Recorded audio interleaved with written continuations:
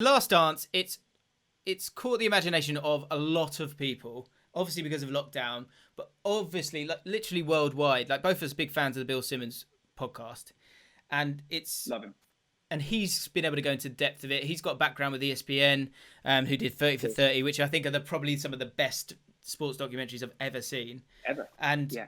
this one was done with ESPN, obviously with Michael Jordan and his people, which is something I kind of wanted to talk about as well. And the NBA. And the NBA as well. So there's sort of some... I was listening to one podcast and it was talking about let's talk about the whole thing, obviously, but it was talking about it being journalism and if it's journalism or not, and it's ultimately not journalism because Michael Jordan has the final say on it at the end of it. Yeah. So anyway, I've got a few different thoughts, so it'd be interesting to know what you think. Yeah. So first of all, let's do that one. As someone who, interested in documentaries, wants to make documentaries, is a director as well, what are your thoughts on it and the people behind it? Because there's obviously an element there where Michael Jordan has given the final say in terms of can this go out or not. And so that is going to dilute it a touch. You can't be totally certain of the sort of independence of the storytelling. But it's captured the imagination of so many people. Should you take that as rote, that documentary, or should you be slightly careful about what you believe from that documentary? I mean, I believe elements of it. I think broadly, the brushstrokes exist. A lot of people saying, this bit didn't really happen. Horace Grant, who was a member of the team, was sort of saying this is all lies or elements of it were lies. And, I get that. Broadly, it's infotainment. Take it for what it is. I think it fits with the legend of Jordan. I would like to see a more possible balanced documentary. I mean, the Bill Simmons was talking about how they didn't include, Jordan's ex-wife on the documentary, or a couple of people are a bit more negative about Jordan. I get that. That's fine. But I think overall what you're taking there is the stories, what happened on the court, what was said. The moments that touched me most were, the Steve Kerr bit in episode 9, where it's talking about the death of his father. That's incredibly touching as a piece of documentary making. Some of the stories for the other players, it's good to know about the people around Michael. But it was definitely better than other types of documentary where, it's basically just one long love him for whoever it is. And it wasn't necessarily that. And I did like that Jordan opened up a little bit. I felt when he cried about being successful, I was a bit skeptical of that. I was a bit like, is he crying here because because he wants to be liked, or because he loves the concept so much, or because he's lonely, or any of these things? I suppose crying is always, is always part of it. You'll always be able to show emotion. But for me, just to get to this level of documentary making, I know is hard enough. So I see it as a big achievement, and a 4-year big achievement. I think that's it. We're judging it. Sorry, carry on, mate. Go on. No, well, basically judging it based on our preconceptions, I guess. And my preconception is that I want to know more about Jordan, and I'm interested to hear. And I also think documentaries don't exist in a vacuum. You look at it and you evaluate it. And I sort of take everything that a sports team says with a pinch of salt, but I know what happened on the court, and I know what happened with that. And maybe even then, even if it isn't true 100%, the story that was told is a very compelling story. And that's important because I think it inspires other people around sport. And part of it is that Jordan has inspired so many people anyway. So it's not only with the actual documentary is about the byproduct of Jordan as much about the actual product of Jordan. Yes, and I think that's a massive thing. I think for a lot of people, if you dive into this, and for a lot of people, they're aware of Michael Jordan, they're aware that he was good, right. They're aware the Bulls were phenomenal, but they don't know the detail. And I think that's where there's been the impact of it across the world, and especially in the UK. So a lot of people, right. We have people watching obviously on YouTube. You're going to watch from all over the world, but in the UK, I think there's been a real interest in this because it's Michael Jordan, and we don't really know about Michael Jordan. We just know Michael Jordan is the guy who made Air Jordan, and he transcended the sport. But I think if you listen to other podcasts about it, other people's stories about it, and it always comes back to this idea of Michael Jordan and him being the greatest. There's the reason for that is the strength of his personality, But also, I think there's a mixture of how good he was as a player. But the big thing for me, the thing I really wanted to say, and I've seen this in other documentaries, is that I think the 80s and 90s were a period in time that was so strong in terms of the ability to create these almost like superheroes, because it was before the internet, but it was we had our televisions and we had newspapers, and everyone was getting to those very quickly, and everyone was aware of the sort of mystique of these people, and then you would see them every so often, but it wasn't that constant promotion, that constant social media, that constant fight for relevance. There were less people battling for that. And so in that period of time, you have someone like Jordan who turns up at that moment in time in the mid 80s, and then is so dominant, and also dominant in an era that was so strong. In the years that he was playing, Magic Johnson, Barkley, Larry Bird is still playing. You get there at the end of Kobe Bryant. You've got that, Karl Malone. So many players, the Dream Team in 1992, and he was miles ahead of all of them. So I think if you mix that with the dominance of American culture in that period of time, then that is why I think people have been so fascinated by it. I think what people didn't know was how brutal he was in terms of his sort of competitive nature. That's another question I wanted to put to you. What do you think about him in terms of, I think it lifted the hood on what makes someone elite, and then what, like you talk about byproducts, what are the byproducts of being that elite in such a big sport? And so one byproduct, I think, that sort of worked for him, but the sort of broader conversation on it is the idea of him being a bully, him being mean to his other teammates. The other byproduct is the fame that he had to deal with. And I think it totally explains why he retired so many times. But coming back to the bully element of it, what do you think about that?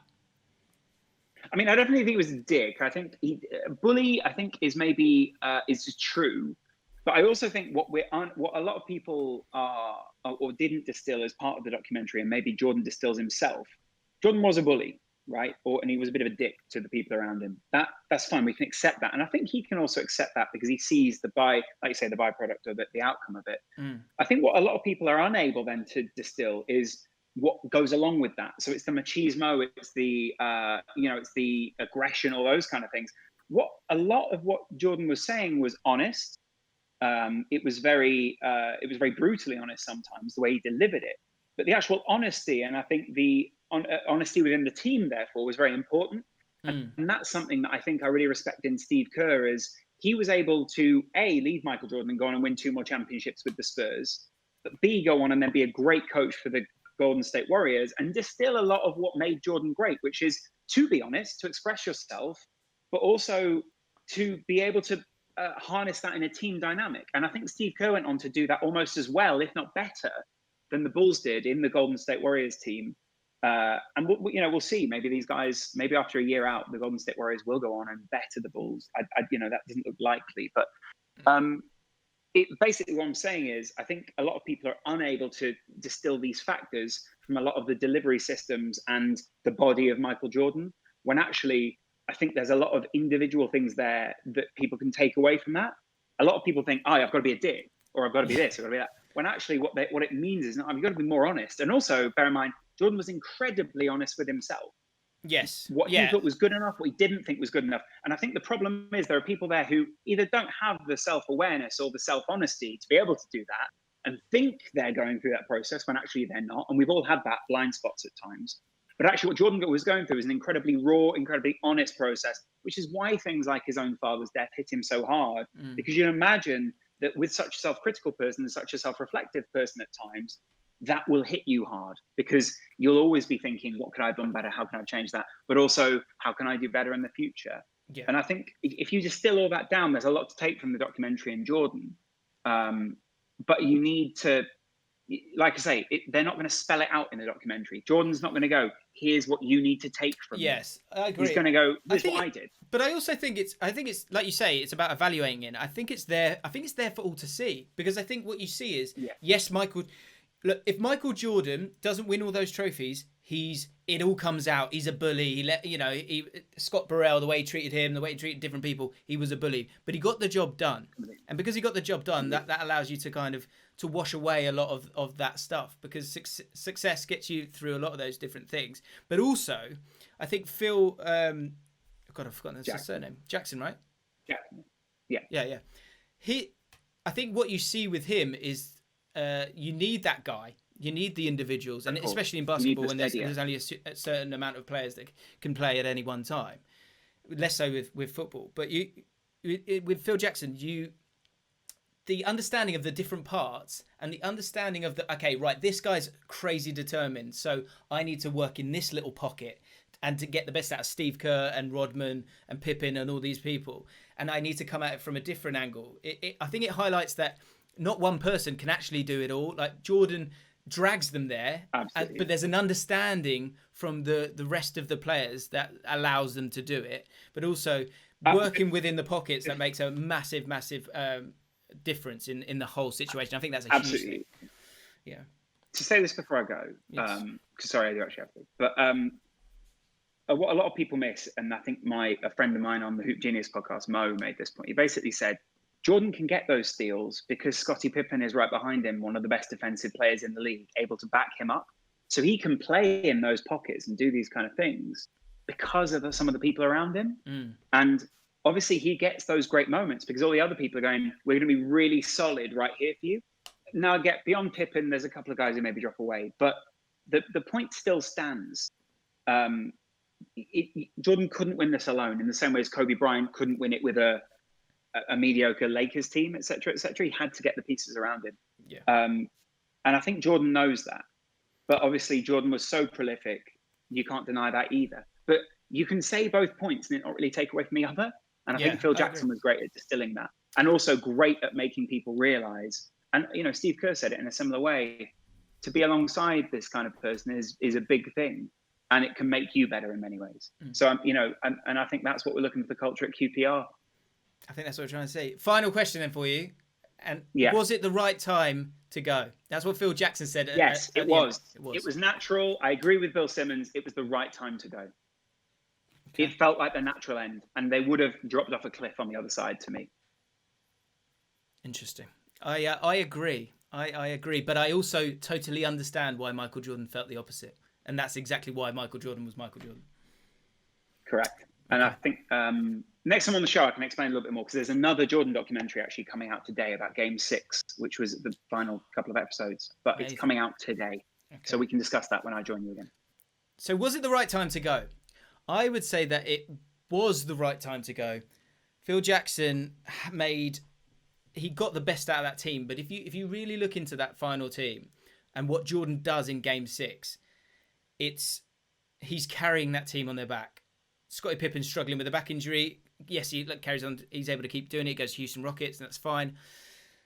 But they were running out of gas, and Michael Jordan was running out of gas a little bit. And although the desire would have been there, sooner or later it would have come to an end. And I think the sort of bravery to be that understanding in terms of being poetic to stop it is a brave call that the player shouldn't make. I think the player should always go on for too long. I think it's the manager that often can see the light and see the perspective and see if you are a good manager or coach, you can see that you're getting it right or getting it wrong. And so I think the fact that he walked away, Phil Jackson was like, nah, that's it. It needs to stop now, is heartbreaking, but I think it was the right call. I think it was the right call because nothing lasts. I think that's the big thing. The other thing I thought was fascinating in terms of elite sports. And now Michael Jordan, my wife asked me if Michael Jordan, was he a normal guy? He was and he wasn't. He was and he wasn't. And the fact that he wasn't normal was why he was able to do as well as he did. And the way, in terms of the question of him being a bully, the reason why he was maybe a little bit of a bully was because of the way that he grew up. And the competition, the sense of competition that he had, he was pushing and pushing and pushing against his brother, or to try and make his father, get his acceptance as well.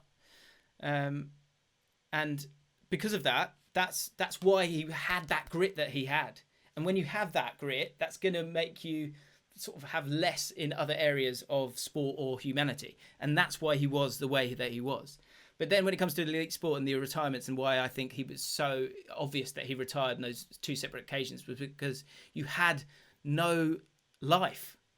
He had zero life. And to this day, when you hear things about him now, he makes $100 million a year. He's still one of the most famous people. Any discussion in the NBA reverts back. It comes back, wheels back round to Michael Jordan. And would Jordan have done this? Would Jordan have done that?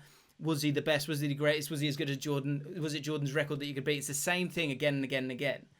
And it's because he's just an incredible human being. But even at the highest, at the most elite level of sport, it was too much. It got too much for him. He was exhausted. And although he wanted to go again, who knows if he was going to be able to do it again. But the first retirement in particular, I don't think you get the second three-peat if he doesn't retire the first time. He would have been too burnt out. It would have been the end of it. He wouldn't have been able to come back. Or he wouldn't have been able to come back the same way, or he would have broken down physically, because the amount of minutes that he played was insane. It was outrageous. But yeah, I thought it was an amazing documentary. I thought it was fantastic. It was so interesting to find out more about Michael Jordan, about the different parts of that team, Scottie Pippen, Rodman, and how sometimes you need that bit of chaos maybe in a Rodman for it to work out, because as long as he serves a purpose for the team. That's the other thing in terms of going for a seventh. Rodman was starting to fall off a little bit. It was an aging team. Jordan found a new sort of craftsmanship in terms of getting over the line for that final one, but could he do it again? I don't know. The Jordan element of it, I need to know more about it maybe, but he got a bit lucky there. That worked out, didn't it? Wow. But I guess when you're that good as a sportsman, again, in that era, as I'm saying, I just think those two meeting together, and then, commercialism booming like it did, the 90s being a great decade for the Americans and stuff like that, it made a big, big difference. Right, let's get back to it.